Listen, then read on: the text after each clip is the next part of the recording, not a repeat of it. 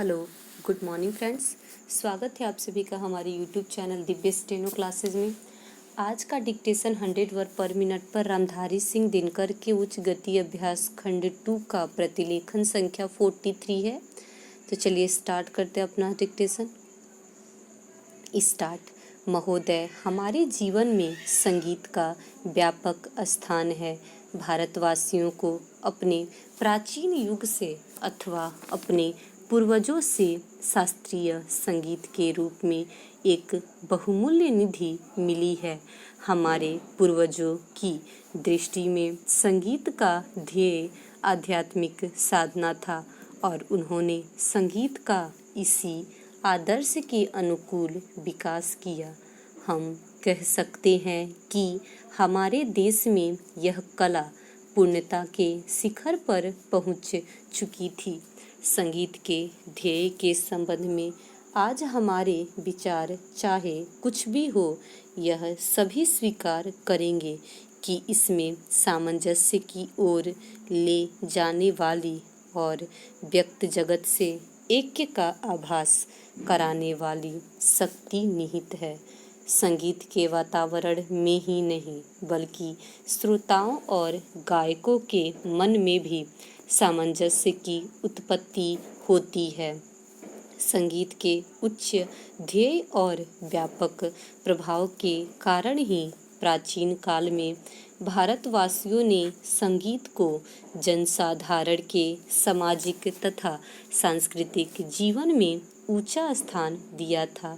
शायद ही कोई ऐसा भारतीय त्योहार या उत्सव हो जिसमें संगीत का आयोजन न होता हो।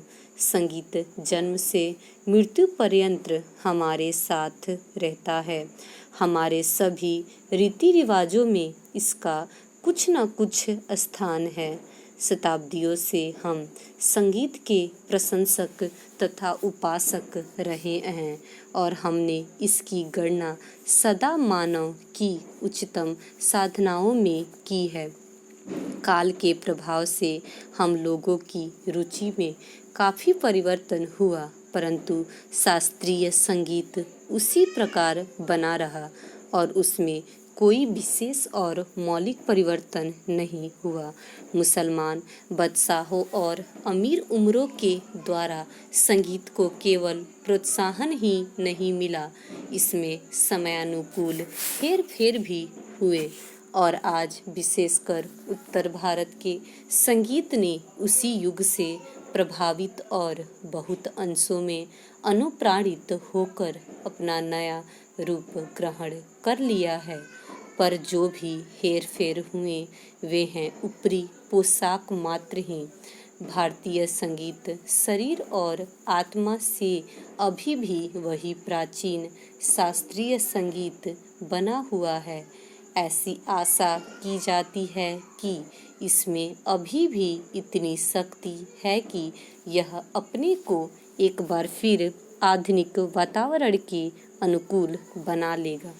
प्राचीन संगीत कला भारतीय रजवाड़ों के दरबार में उनके आश्रय से पनपती रही।